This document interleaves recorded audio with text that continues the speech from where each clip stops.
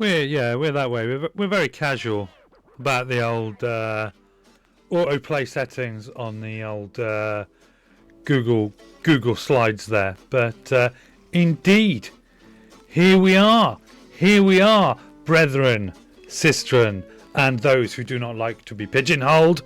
Each of you freaks, geeks, and every one of you totally unique. Welcome. Causal. We are causal. We are very causal. We cause things to happen. That's a TF2 reference.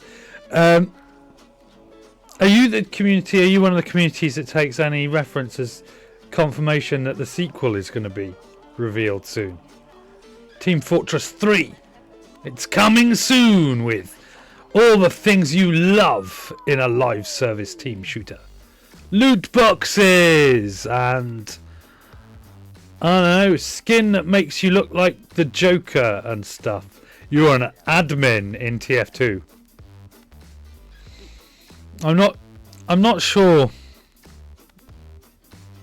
I'm not sure whether that's like if I was playing a video game and I ascended to the rank of admin.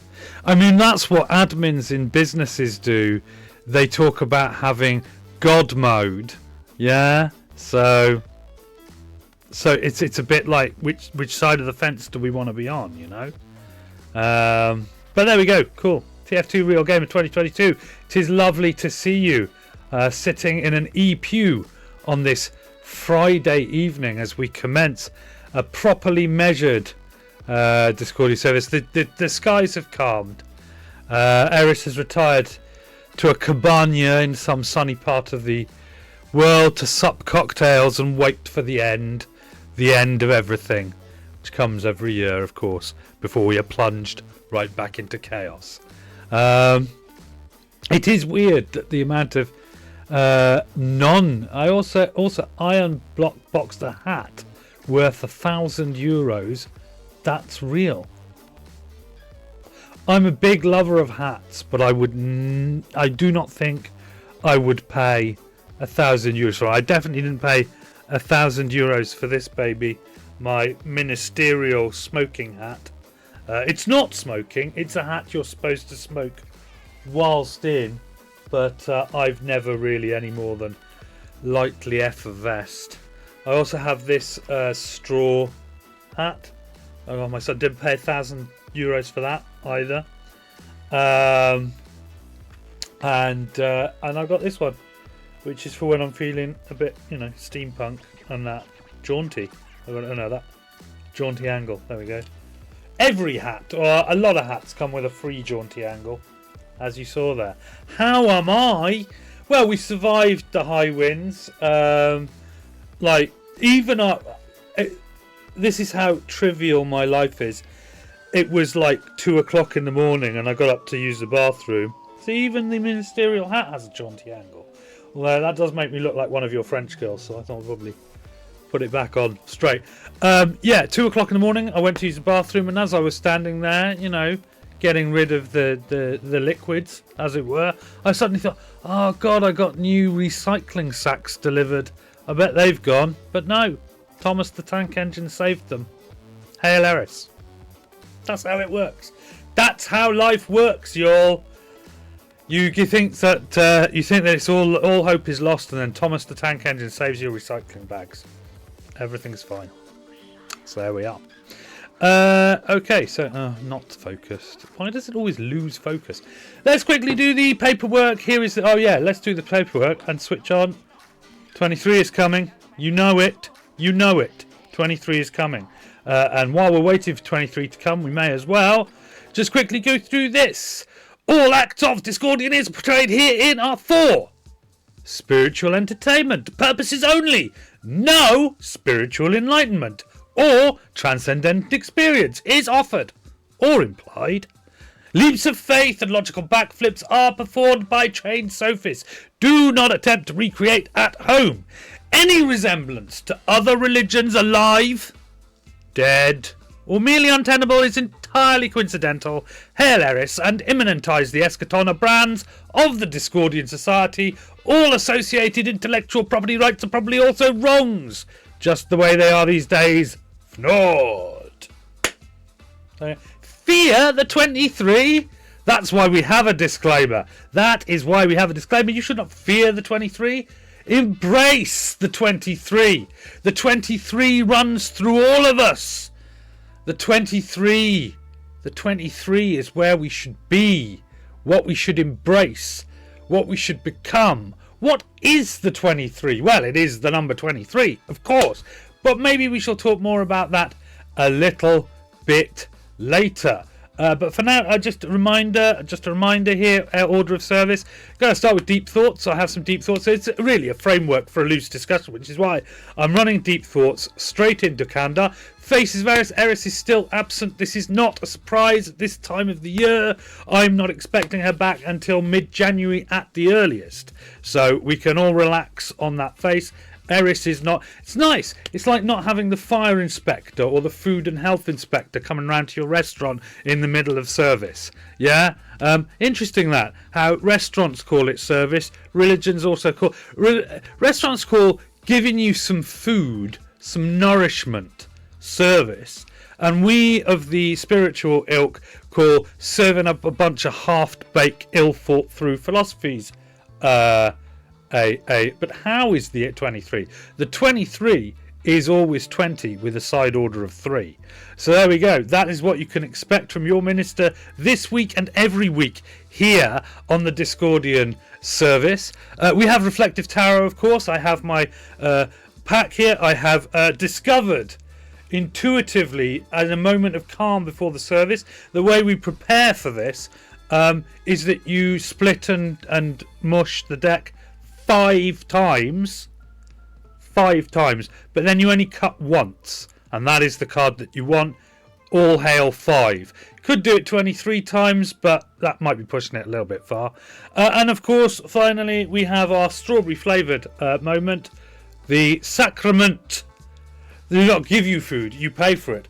Yeah, so there we go. That is a very good point, and does in fact reflect nicely the difference. Such churches or e-chapels will give you the philosophy for free, but it's half-baked philosophy, whereas your food in a restaurant will be fully baked, but you will have to pay for it. So it's up to you which kind of service you prefer. But yes, as I was saying, yeah, there's the sacrament. We don't give you those either. It's impossible with an e-chapel. We've tried things, but probably need a 3D printer or some mess like that. So yeah, you'll probably get overexcited, I imagine. And that's not just you who is here right now, but also the asynchronous brethren and sisterhood. The numbers grow week on week. Hail Eris for that. We get a few more deviant subscribers coming in to enjoy the chaos every week. My chaos, of course, is very much the garden centre variety of chaos. I find that it's very hard to run a service when things are on fire and, wild parties involving all manners of debauchery are going on around you. So mine is sort of like a chill out room for that kind of experience. Yeah, you're in some kind of bacchanal, imbibing all manners of substances and all of that kind of stuff, and you step through a door and there's a man in a funny little red hat that can be set at a jaunty angle if he wants to look like one of your French girls, wearing a Deadpool t-shirt and talking about utter nonsense, and your brain relaxes, and then you go back out and rejoin the bacchanal. That's how it's supposed to work. But yes, asynchronous brethren, sister and pigeonholed, you may also be excited by this. We have a troll face. A troll face here on the Deep Thoughts. The Deep Thinker is thinking about trolling this week. He's thinking about trolling. We all think about trolling from time to time, of course, don't we? We all do. And I think it'd be fun to troll that person or the other. How does the balance between cooperation individually and Team Fortress 2's class-based system reflect on human behaviour in competitive and creative environments? And what does it reveal about the ways players negotiate personal expression within structured roles? Discuss. Yeah, I just want to break it to you. this ain't a university, and I am not a student at that university. And that was structured very much like an incredibly...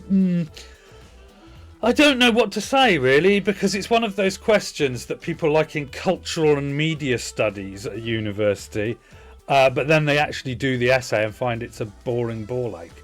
But balance between cooperation individually in TF2, or indeed other team shooters are available. Well, they are now, but the way that this year's been going, they won't be available for much longer. Sorry to tell you that. But yeah. Ex-Defiant Brethren, sorry. Concord Brethren, we hardly knew you. Suicide Kill the Justice League.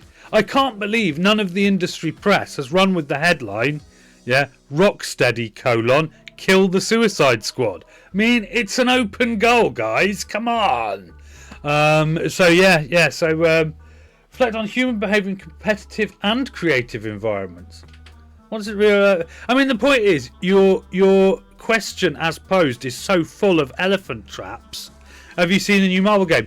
I have seen it because I have an Xbox, and you better believe that the Rivals people have put...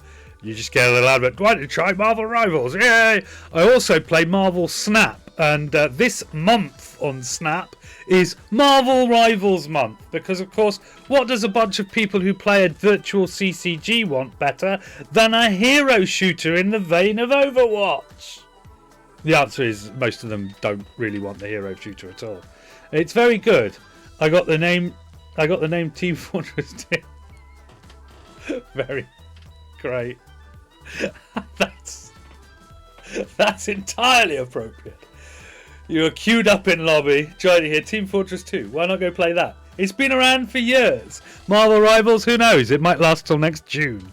I mean, that is the prevailing opinion, that despite the very goodness of it and so on and so forth, it's in a very competitive marketplace, and that nobody's confident that the Marvel branding alone, which it is pretty much alone, because God knows, from what I've heard, they've not really innovated in gameplay. This is the thing: if the gameplay doesn't snap, if it doesn't pull in a particular cohort, if people are like, well, I play Marvel Rivals because it's better than all the others because of this, then eventually people get bored of just the fact that it's Marvel skins. I mean, they could do the same thing in Fortnite. In fact, I think they have done the same thing in Fortnite. And then they moved on to something else. Unless... Because what I hear the gameplay is pretty much it's a hero shooter. Welcome to this hero shooter. So there we go. That's bored everyone who came for philosophy to absolute tears with a chat of a hero shooter. But we'll see. We'll keep an eye on Marvel Rivals. Even that. So... my son, okay, give it here. My son used his own money to pay for this, and I was dubious that it would arrive, being as it's from a YouTube channel. This is a character called Mr. Puzzles. Mr. Puzzles. I love SMG4, by the way. Yes, from a channel called SMG4. SMG4, you were a good YouTuber. Yes, thank you very much. Yes, people do get bored of everything after a while. TF2 Real Gamer 2022. I'm hugging him to death. Good. He cannot escape. All right, son. I'm waiting till I see the bit where my thumbs up comes up. Your thumbs up comes up? Yeah. Oh, because of the lag on the monitor screen. Okay, fair enough. Oh, just stay quiet. Let me just try. You're a good YouTuber, SMG. Yeah, you're under the chat window, son. You need to come a bit further over. Okay, so. Yeah, you won't, because there we go. There's his thumb. Mr. Puzzles can. There you go. There's your thumb. You're good. Yeah. Off you go. Cheers, son. Hi, son, says TF2 Real Gamer 2022. Thank you. All right. Off you go, love. Yeah, people do get bored of everything after a while, but the point is that when you have Fortnite, the vast majority of people in Western society are bored of Fortnite now, but there's enough people who are obsessed with it to keep it going and keep the money rolling in, and so on and so forth. Yeah, what has to happen is when everyone gets bored and moves on, who stays behind? And it is my firm belief as of now that at the moment Marvel Rivals doesn't have a thing in it that will deliver something to a portion of their high player base at the moment where they'll go, this really pops for me. Yeah? So that's what I am. I don't play Fortnite, no. Because you're bored of it if you did ever play it. And I've never played it. I'm already bored of it. The thing is, like, as my favourite my favourite game is Assassin's Creed. I realised that I like single player experiences that are just like little pockets of content that you go around and you suck the content dry and eventually the game is finished because there is no more to do. I like that, and I don't like just playing around with character builds, particularly not when, as I've heard it, the character builds aren't very exciting anyway. So there we go. Cool. All right. I like money. That's definitely all hail idiocracy. I like money. So let's go on. Let's get into this, because this week I have brought for our consideration and mental thing a post from Facebook. This is a repost. I don't know where the original comes from. Don't worry about not being able to read the text. We will go through it in a bit, but this is just, I'm showing you, this is a screenshot of the post that I got. And the post runs as such. Here are some signs that might indicate someone has spent a lot of time on 4chan. Now, to place this in context, in my life, I have spent precisely 0 time on 4chan.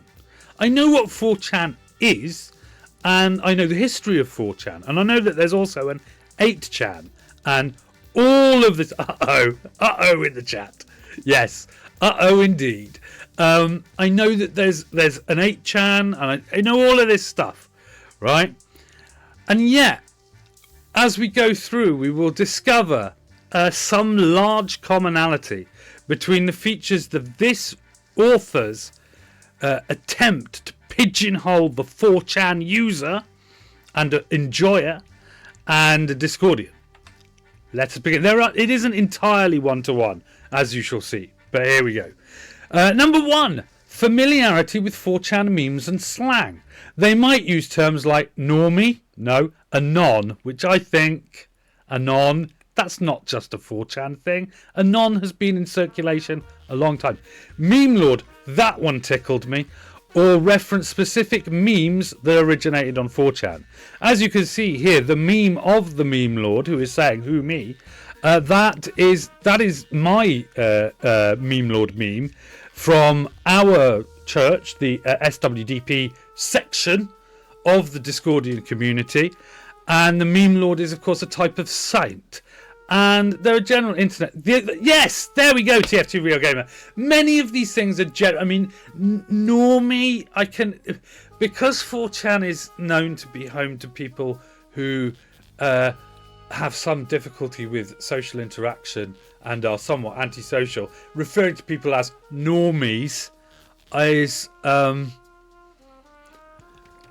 of rude, and most people don't do it. And besides which, the point is that the troubling part of normie is that it associates to the word normal, and by now you should have broken your brain to understand that even if people appear to be so, there really is no such thing as normal. Normal is an illusion.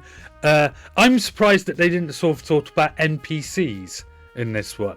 Yeah, that's always there's actually a very good reason for why you psychologically regard a lot of people as NPCs, but maybe I'll talk about that another time. Okay, so here we go. Point 2, knowledge of internet subcultures. This is hilarious, this point, by the way, because they might be well versed in the history and nuances of various online communities, including 4chan's B-board, Reddit, oh shit, I don't know anymore, and other platforms. Absolute gold when the person making a part just knows 2 things. You can't be normal. That is absolutely true. Like, we especially can't be normal because we're Discordians, but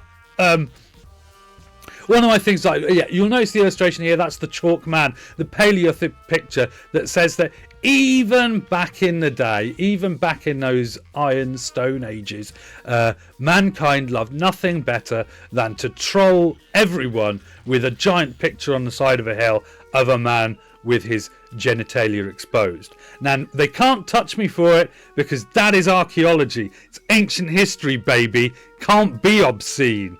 It's on a hill in England. Anyone can see it. Children, anyone. Dogs, they can all see it. They can all see it, as long as they're standing far enough away through. People in helicopters, they can particularly see it. But there we are, okay? And this is why, as you say in the previous comment, you can't be normal. These people who did this were probably normal back in their day. I know who made that. What, personally? Are you about to tell us you're an immortal? Because, you know, some ancient Britons. Very real. Yeah, so there you go. Anyway, my point is here. We can take more from this point of the knowledge of the person, the OP, all hail the OP, that they in fact wanted to talk about 4chan denizens while knowing nothing, virtually nothing about who they are. 23 is coming up in 5 minutes. 223, 23, 232, 323 and 23. Yes. Very nice. So yeah, so we are expecting this to come from the lens of someone who doesn't really know very much about 4chan. And this could explain why their description is so lax. I know loads about the history of internet communities. Wall Street Bets. I like the stonks to the moon. But not because I involve myself in those communities, because I don't like people.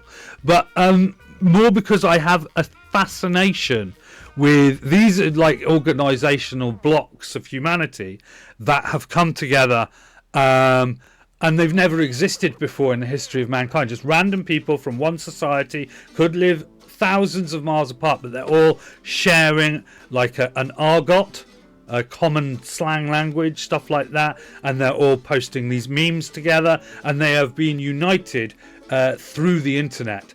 And that is fascinating to me. And, you know, they're not all great. In fact, many people would say that 4chan is a blight on humanity. The number of people who've posted the old Obi-Wan Kenobi 4chan like us. Yes, the old Obi-Wan Kenobi wretched hive of scum and villainy referring to 4chan is very, very high. But then there are real toxic ones, such as anything to do with crypto and all stuff like that. I'm always fascinated by what brings people together, particularly as one of those things is occasionally Discordianism, but not very often. It doesn't seem for some reason to be very sticky, and I am obsessed with the idea that the reason for that is that if you sort of shape your life into a Discordian form, you become much happier. And I honestly don't think that people who are seeking happiness like to find things that will make you happier. Because I guess maybe sometimes they're like, well, what am I going to do then? Mission accomplished, I guess. Now I'm not happy because I'm not looking for happiness anymore. Or whatever, I don't know. It just seems weird. Like, it seems obvious to... Anyway, we'll come back to that. Okay, a fondness for edgy humour and irony. 4chan is absurdist and often provocative humour. Someone spent a lot of time might appreciate edgy humour and irony. We have a picture of a man there who is definitely into this.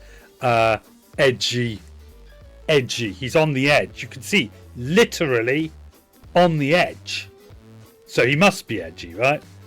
No. In what sense there, TF2? Which bit is no? What is no? Do people... my theory that people don't like to do something that makes them... I mean, it does sound a bit like nonsense. Probably is. But that still leaves the eternal... No? Okay.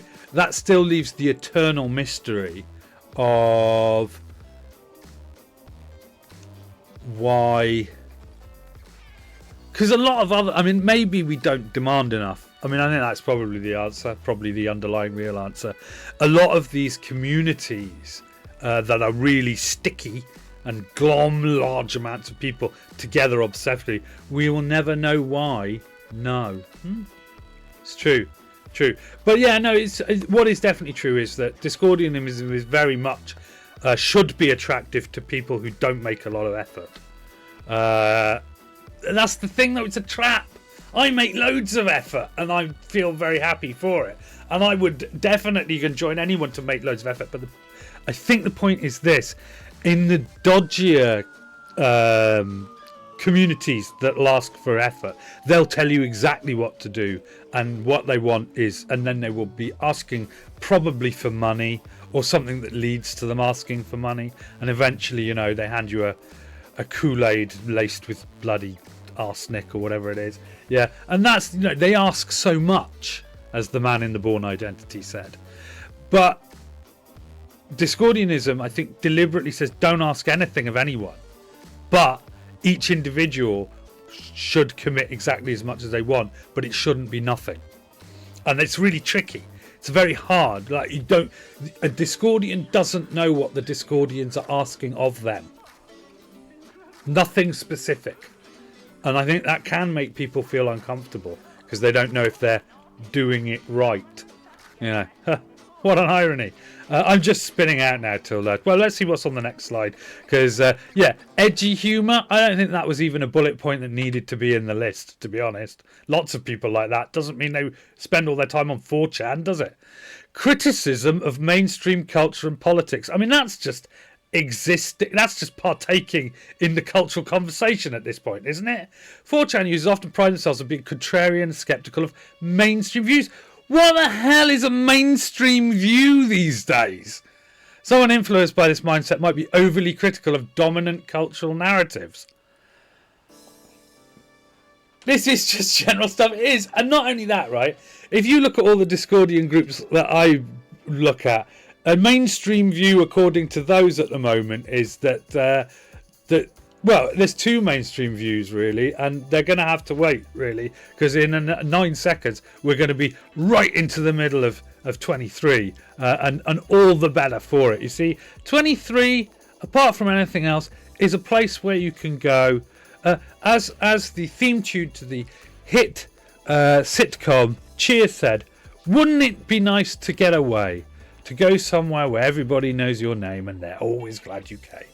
And they say that it is the bar Cheers in Boston, but really it's a sort of mental bar Cheers in Boston. That is, just a mental space, and that space is really, really cool. Wouldn't that be an excellent episode of Cheers, where like someone discovers that there's something written under the board where it says Cheers. It's very much a palimpsest. It was a board that was used for something, and then it was repurposed to be the sign of Cheers. And they take it down and they use some turpentine and get the Cheers sign up. What they discover underneath is 23.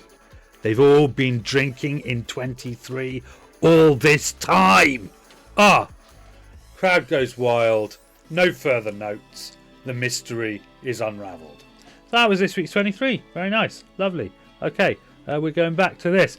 I did, in fact, I think this guy, is very typical of your 4chan user. He's carrying a bagpipe. He's wearing a ruff. Yeah. Long-sleeved, multi-buttoned jacket with a waistcoat on top. Yeah, and pantaloons. All of these things turn around to society and say, no, I'm not going to play by your rules, society. You say I can't have a set of bagpipes with a bell on it. It's not really a bell, it's a tassel, but let's pretend it's a bell for now, just for comedic purposes. I will not play my fiddle. I hang my fiddle on the wall. Look at my plate that has 5 slices of bacon rearranged into a pattern like they're a fan. Like a air conditioner fan. Yeah, man. Society, take that. You don't know what to make of me. I'm wearing a ruff.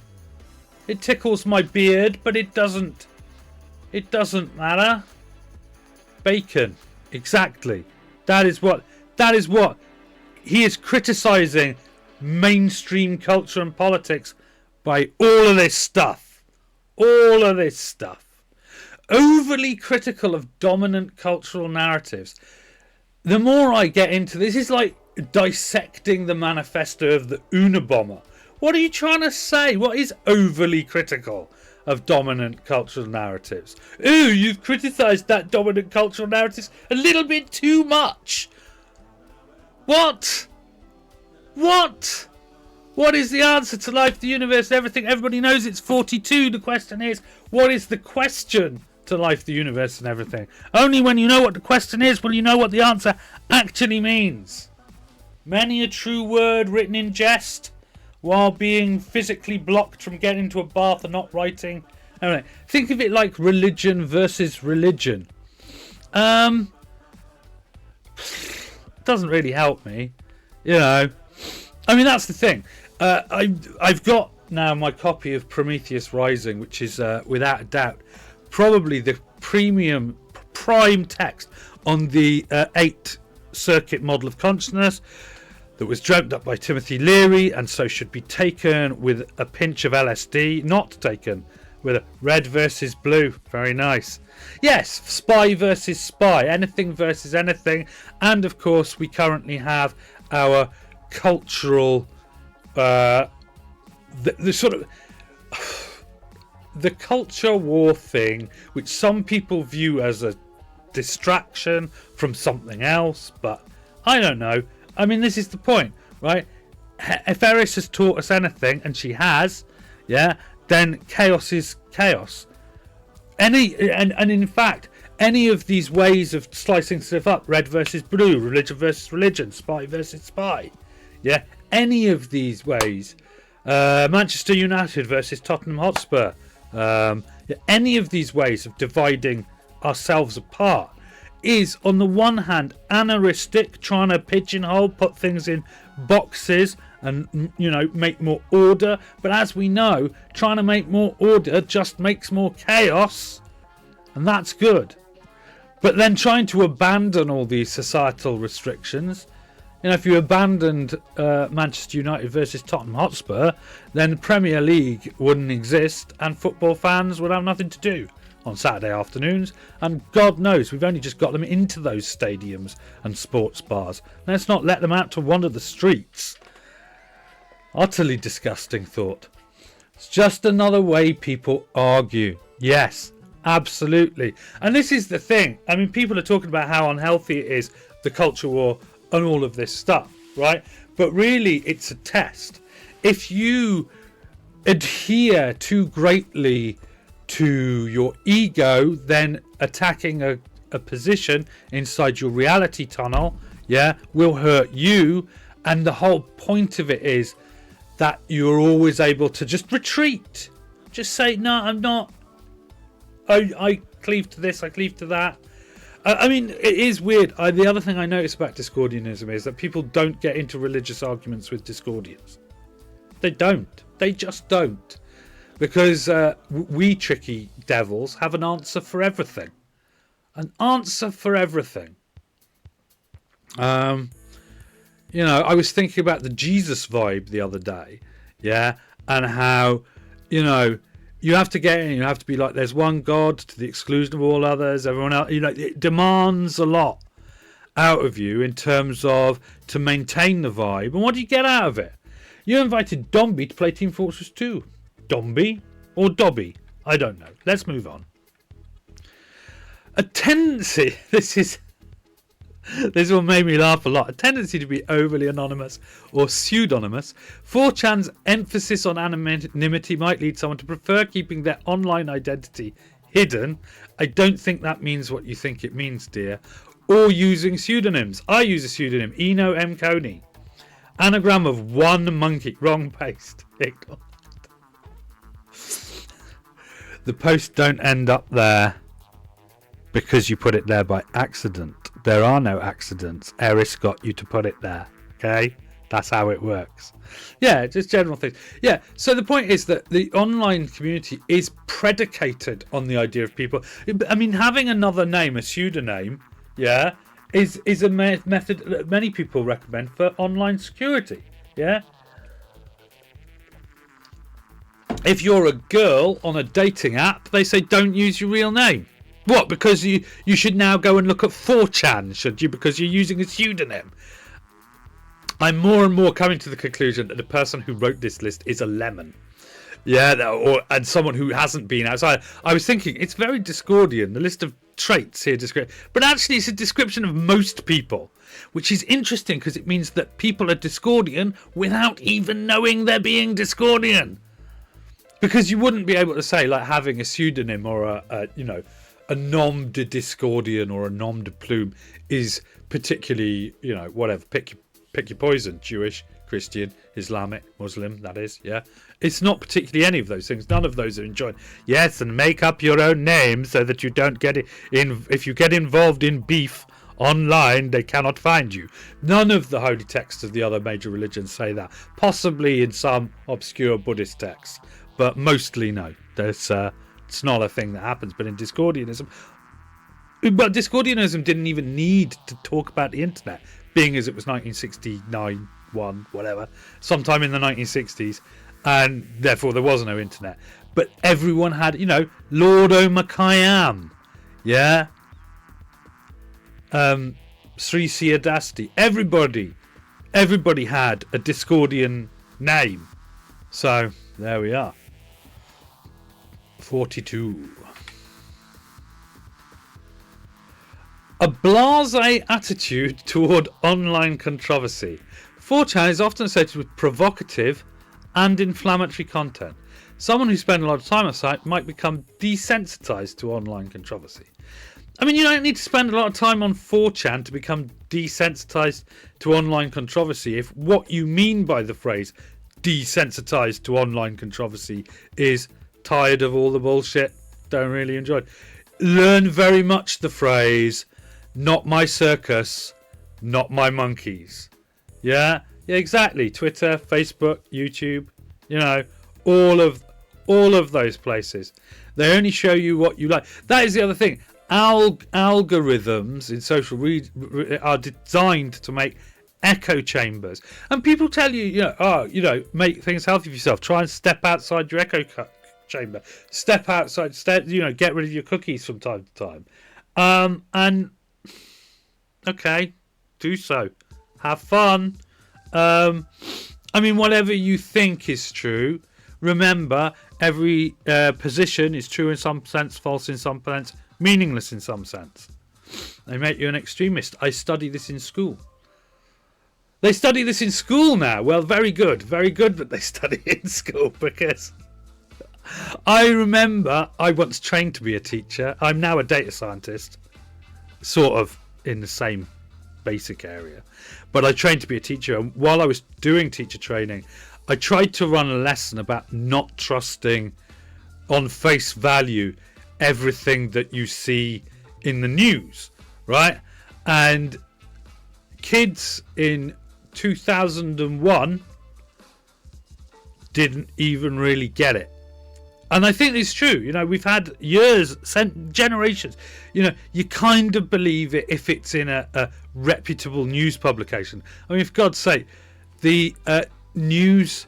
Now we have apps that tell us how reputable news sources are not, where they are on it. I mean, that's the other thing. Newspapers, generally the successful ones, the ones that everybody reads, all adhere to the right and left game. It's a game, yeah? Rules. You are right wing if you do this. You are left wing if you do that. If you think this way, if you think that way. And some people think a mixture of some of the things. And so they get confused. They're not sure. Am I supposed to believe The Guardian or the Daily Mail or the Daily Telegraph or the Mirror? What am I supposed to believe? The Independent? Which one am I supposed to believe? And the answer is very easy. None of them. You don't believe anything. You can believe facts, but out of everything that you read in any kind of journalistic, there is an angle. That is part of what they teach journalists. Find an angle. Whatever the story is, you want an angle on it. And so you have to subtract the angle from the story to get facts. And when you add up the facts of what is known, it turns out that most news stories are actually either too vague to mean anything or very boring. Any Chinese app or website or anything like that has the right to your information. They can take it. Oh yeah, and Discordianism does teach us the way of this as well. Yeah, if people are going to harvest your information, which they are, and if you're going to go places and you're going to want to do things, but you want to harvest information, the answer is not to minimise the amount of information you put out. The answer is to keep flooding those channels with contradictory information, so the information that ties back to you doesn't make any fucking sense. It's not to give them so little information they're kind of piecing together and guessing what you're like from a few data points. It's to give them a welter of data points, none of which add up to anything together. And then they're like, well, what are we supposed to do with this bullshit? You know? So yeah, that's the answer. If you've got time to have your information harvested, make sure the information they harvest is interesting and mostly fictional. But something about it posted about 5 years ago, something like that. Yeah, and there was another guy whose wife died in a Disneyland hotel, who was then told he couldn't sue Disney because he had a Disney Plus trial on his PlayStation 3 years previous. You know, people say that you can't do a lot of things for a lot of reasons, but it's all legal paperwork. I mean, you know, to be fair, that whole situation that you're describing, there is a level on which China probably wanted to not let him in for a number of reasons that they couldn't not stop him coming in for. And then they found that, well, oh, good, we can nail him on that. And they did. So the real reason he wasn't allowed into China, is because China didn't like him. But that's the stated reason that you're talking about. The stated reason they gave. People are going to be covert about anything they do that's like that. I mean, you know, there is a level at which, you know, China's going to dissolve because people are going to eventually realise that the people trying to keep their country nice and tidy, yeah, are themselves hot messes. It's just when that's going to happen. What's going to blow the gasket? Because I'll tell you what, there is no way that anyone is that nice and tidy personally that they could get into China. You know, the Chinese premier probably couldn't get into China if you knew everything about him. There'd probably be some reason to kick him out. According to the rules. That's the way it works. I think Jesus said something like about not casting stones unless you're without sin. I know. To be fair, he was a bit of a bore about it. That's the problem, see. Jesus, he was a bit of a bore. Said good things, but he was very boring about it. So most people don't listen because he's like, you know, just don't invite him to your party. Unless you're short on red wine, then definitely invite him. So there we go. Cool. Right. So yeah, that picture there, by the way, we're talking about provocative and inflammatory content, blah, blah, blah. That's the closest thing I could find to a blancmange. A very good friend of mine refers to all online controversies, pronouns in Starfield, anything like that, wokeness, all of it. He calls it blancmange because if you poke it at all, it wobbles. And I'm like, you've nailed that one. That's exactly how that works. Well done. So there we go. For you, from the SWDP and our hearts and minds, blancmange. That is what online culture war is. It's the blancmange war. Blancmange war. I want to see that movie now. And then at the end of the thing, we have this. Keep in mind that these signs don't necessarily mean that someone is a bad person. I forgot to do the little animation I was going to do there. That under there is a bad person. But we've said, no, you're not a bad person. Or stupid, yeah, or inherently problematic. I love the fact that, right, bad person is like the first thing. Oh, what are we, 5? But then it's like, you, sir, are inherently problematic. Oh, you're a Scientologist. And it's just like, yeah, you are an inherently problematic person. It's like, it's probably one of the worst things you could say to someone for yourself. If someone came to me and described me as inherently problematic, the only response I'd have is, I know you are, but what am I? You would never call someone inherently problematic unless you yourself were inherently problematic. I hate to think of that. Imagine going around the world. To be fair, I say imagine going around the world as someone who's inherently problematic. I think I always have done and always will do. I think all people will go around the world forever being inherently problematic to other people. That's how it works, right? So this is an incredibly deluded and unaware piece of writing. It might indicate someone has been influenced by... So basically, someone would meet me, this OP here, would meet me, spend 5 minutes with my own, and go, oh, you're one of those 4chan people, aren't you? Because most of what's in there, it describes how I am. But as has been pointed out in the chat by TF2 Real Gamer 2022, and as you may be thinking to yourself now, yeah, that's me too, and I haven't gone on 4chan. If you really think about it, everybody was a bad person. Inherently problematic. Bad. Stupid. I do stupid things on a daily basis. Yeah. I do not stupid things as well, but there is a fair share of stupid things. So, there we are.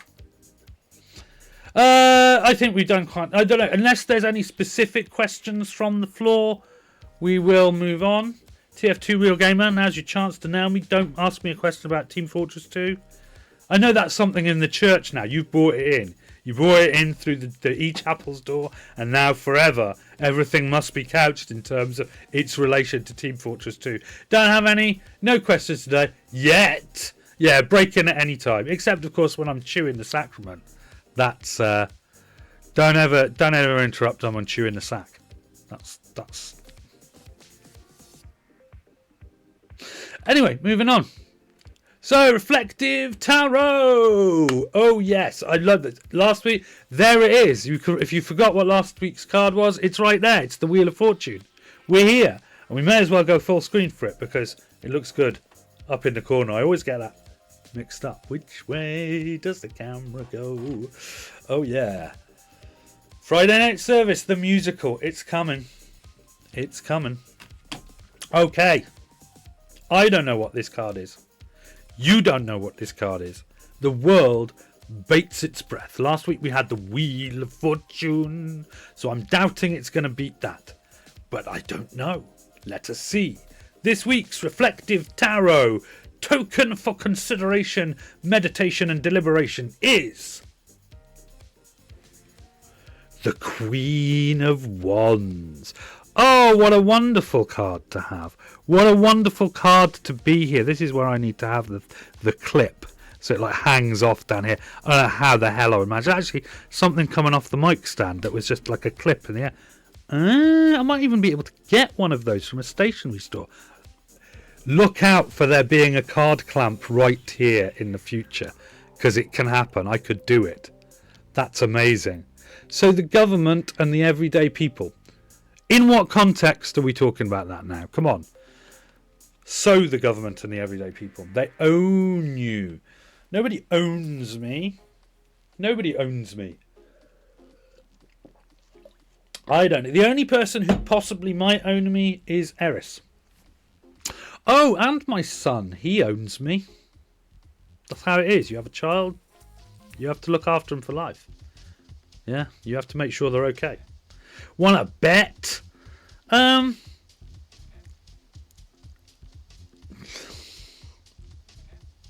what way would you meaningfully be able to demonstrate that? Besides which, the government and the everyday people could not simultaneously own me, because the agenda of the government and the agenda of the everyday people are fundamentally different. Yeah, and the government's agenda changes far more often than the agenda of the everyday people. So, their sort of agendas coincide occasionally. So yeah, I mean, there's a very good way to get them not to own you, and that is for them not to really want to own you for any reason. They have no reason to pay any attention. Actually, I do. I'm a dangerous Discordian subversive. Which does make you wonder, right? Because I am literally, in terms of, I'm a dangerous intellectual who has dangerous philosophical beliefs about the freedom of people's minds. Yeah, nobody's really that bothered. People only get bothered about that sort of thing, I think, when it hurts somebody's bank balance. You know, people generally think that Russell Brandon's too much money, and so they attack him, which is fine because he's a right-wing spiv, so that's cool. Governments control aspects of your life through laws, taxes, and obligations like military service. This country doesn't have military service. While this can feel like ownership in democratic systems, power is derived from your consent, meaning you're more a participant than property. Yeah, I mean, that's the thing. I mean, the law says that I can't do 50 in a 30 zone, but I don't want to do 50 in a 30 zone. The law says I can't just nip next door and stab my neighbours. Got no real want or desire to do that. The law is there to stop people doing things that, in theory, they shouldn't be doing. So, you know, there are people, I'm totally going to agree, and call me woke if you want, but they are otherwise restricted because of society being inherently fixed or unfair. Yeah? The law is here to keep us alive. The law is here to keep us alive because only alive people pay taxes. If live people didn't pay taxes, the law wouldn't care whether we were alive or dead. Look back at feudalism, where peasants did not pay tax, really. I mean, they did, but, you know, those systems are very leaky. They pay tax to the Lord of the Manor. The Lord of the Manor says, yes, Your Highness, the King, highest in the land. I retrieved 200 ducats of tax this year. Who's to say that they didn't really retrieve 1,000 ducats and they're just not mentioning 800 of them? That was a big problem in feudal societies. So yeah, dead people can pay taxes. No, dead people can't pay taxes. Living people can pay taxes for people who are dead. As someone whose father died last year, I can tell you that's the way it works. He's paying nothing. Yeah, he is now a small pot of ash, but we are paying taxes. So, you know, we're the living people. We pay the taxes. So there we go. That's how that works. Want to bet? I can, yes, because he's definitely not. What does it mean to pay someone? What does it mean to pay someone? When have you paid someone? You have to hand money over to them. It's a transactional, you know, sort of semantic constructions, and they haven't paid anything anyway. Those semantic constructions are all frozen, and then the legal instrument is that myself and my sister, who are the executors of the estate, take the estate, which is a legal instrument. It's distinct from the dead individual to whom it represents. If you use dead man's money, then he is the one who pays. In your instrument of your thought, in your philosophy, in your desire to win this argument, but in the legal instrument, the assets of the dead individual are bound up in a legal concept called their estate. And then the executors send all the monies from the estate to the people who did. The dead person is acknowledged to be dead. And the law is an ass. But it isn't a philosophy. It's just a number of instruments set down on paper. And that's the way that they've decided to deal with a dead person's for a person who used to own a bunch of stuff. Now they don't own it because they're dead now. And this is a legal way of stating that. So you might believe that because we're using the dead person's assets to pay people to do stuff, that it is the dead man that pays, but the law doesn't believe that. So, all statements true in some false sense, true in some sense, false in some sense, and meaningless in some sense. All of what we've just discussed is your side is true, my side is true, your side is false, my side is false, and both sides are essentially meaningless. Why are we even arguing about this? Queen of Wands. I play the Queen of Wands. I've turned this into a card game. The Queen of Wands is a great card because wand energy is, of course, fire energy, passion energy, anything that you're excited about, passionate about. That is the energy of the wand. And the Queen is about expecting to make change in the world by changing your wand energy output or throughput. So this is a great one. Right in the aftermath as well. Oof. Right in the aftermath. Yeah, what it's saying is reflect upon what in your passions could you change, the way you handle your passions internally in order to expect some so life itself in a nutshell. Well, it isn't, because there's 4 suits and they're all relate to different parts of that. But this is the part about things that get you passionate. So it could be, you know, naughty things. Yeah. They're completely acknowledged in one. But actually, most tarot people, when they're talking about wands, they're really talking about sort of academic pursuits that you like, subjects that you're passionate in, Discordianism for me. And so what it's saying, this week's tarot card, is think about, is there any way that you're organising your hobbies, your passions, your enthusiasms, all of that stuff, that you could make a little change here and there and affect some kind of desirable change in the world? Or indeed, do you not desire any change in the world? Lucky you. In which case, you don't need to change anything. You just carry on exactly as you were, but have a think about it. In it ducks. Easy peasy. And here we are. We've come to the place and the time almost exactly correctly after a sort of good hour. It is time to grab your strawberry flavoured artefacts from wherever they may be and to take one out, and it's time for the sacrament. Love a sacrament, obviously. This is, in fact, the most Discordian part of the service by some measures. Don't have any. Every week, TF2 Real Gamer, all we're asking is something. I mean, you know, strawberry flavoured is a theme because mine is strawberry flavoured, and one spent too much money on crates. Oh, in TF2. Yeah, but you know, I'm just saying, you know, anything strawberry flavoured will do.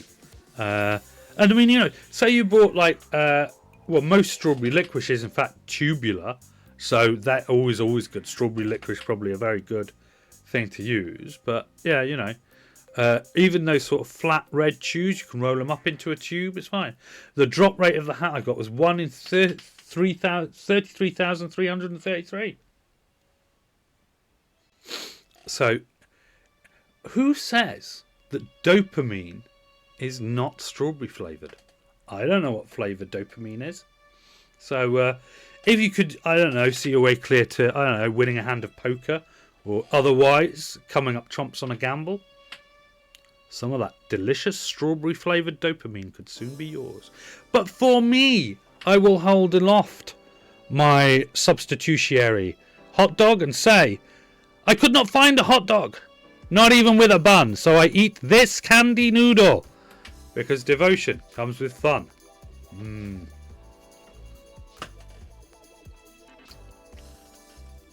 Don't be a bore. I'm saying my actually, to be fair, if dopamine is, as you say, completely unflavoured, imagine the market. Imagine the market for different flavours of dopamine. Some people like strawberry, some people like cheese and onion. Some people like anchovy and olive. I love the smell of anchovy and olive in the morning. Tastes like reward. So there we are. Well, what a pleasant service. What a pleasant service it has been this Friday in Aftermath. What I like about this service specifically is that it feels like the service happened. It feels like we're rolling. We're not at the station moving out. We're on the tracks and the service train is running and we're all just running with it. The boulder is rolling down that mountain. Do not feel bad about not having a literal sacrament. to consume at the end of the thing. Everything is up for grabs. It's Discordianism, you know, and that's the lesson we learn every week. If you like to, I mean, this is the thing.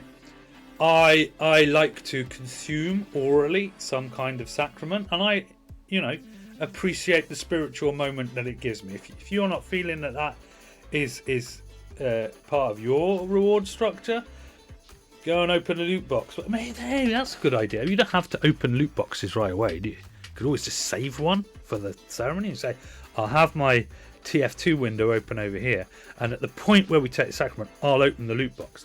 Maybe I'll get something that maybe I'll get a €1,000 hat. Maybe I'll get bobbins. But it's very Discordian. Very Discordian. I mean, I could do that. If I wanted, I could save up some mystery thing. Like what are they called? Chest. And then they called chest cash.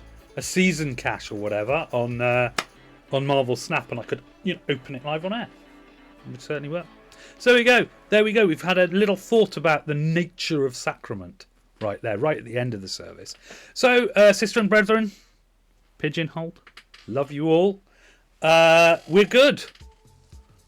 We're good for the 13th of Yule Be Good 2024. Aftermath rolls on. And next week, of course, it will be a sort of Christmassy style service, because it'll nearly be Christmas, and just do Christmas, I like Christmas, I'm going to do it. So there we go, that's what we're going to do next week. And we're near the end of the season as well. Chaos comes in a few weeks. But for now, good night.